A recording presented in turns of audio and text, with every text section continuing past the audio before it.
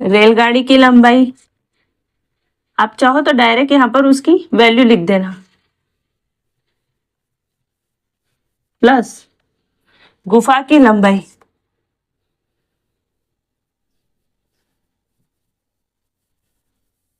ये मैं सिर्फ ल लिख लूं।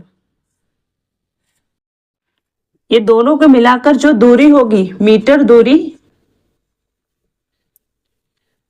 पार करने में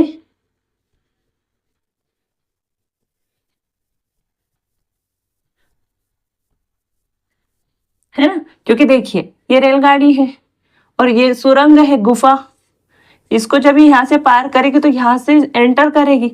और जब यहाँ से होते हुए जब पूरी बाहर निकल जाएगी, यानी इतनी, अभी यहाँ स्पेस नहीं है आगे तक, है ना, तो पूरी ट्रेन जब बाहर निकल जाएगी तो उतनी दूरी वो कवर करेगी। तो यहाँ से इस पार करना स्टार्ट किया, और आखिरी पॉइंट मतलब जब जहाँ इंजन होगा वहां तक की दूरी, यहाँ से इंजन तक की दूरी, यानी ट्रेन की पूरी दूरी और गुफा की पूरी दूरी, ये मिला लेंगे, गुफा की लंबाई और ट्रेन की लंबाई मिला देंगे,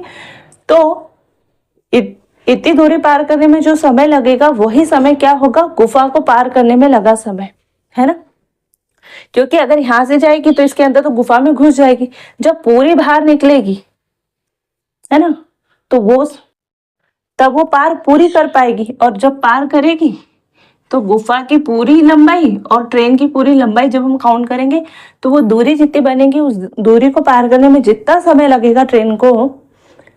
वो एक्चुअल टाइम होगा गुफा को पार करने में लगा समय के बराबर। और ऐसा ये चाहे प्लेटफॉर्म हो, है ना, चाहे सुरंग हो, चाहे कोई टनल हो, प्लेटफॉर्म हो, या दूसरी कोई ट्रेन हो जो खड़ी हो। अब जैसे सुरंग के तो अंदर से चला गया, ट्रेन होती तो साइड से निकल जाता, प्लेटफॉर्म होता तो साइड से, प्लेटफॉर्म की यहाँ से निकलता। पर केस यही होता है कि दोनों चीज क्या होती, जुड़ जाती, क्योंकि प्लेटफॉर्म भी खड़ा है, सुरंग भी खड़ी है, और एक दूसरी ट्रेन जो कि खड़ी है उसके लिए भी सेम कंसेप्ट लगता है ना। तो ये तीनों चारों चीजों के लिए जिनकी लेंथ भी है और जो खड़ी है उनके लिए यही वाला फॉर्मूला लगेगा, यानी रेलगाड़ी की लंबाई भी जोड़ दो, और दूसरा जो ऑब्जेक्ट है, चाहे प्लेटफॉर्म हो, चाहे सुरंग हो, चाहे दूसरी ट्रेन हो, सबकी दूरी जोड़ देना, तो आपको वो दूरी समझ में आ जाएगी, जिस दूरी को पार करने में लगा समय किसके बराबर होगा, उस गुफा को, प्लेटफॉर्म को, सुरंगों को पार करने में लगे समय के बराबर। तो ट्रेन की लंबाई कितनी है, 490,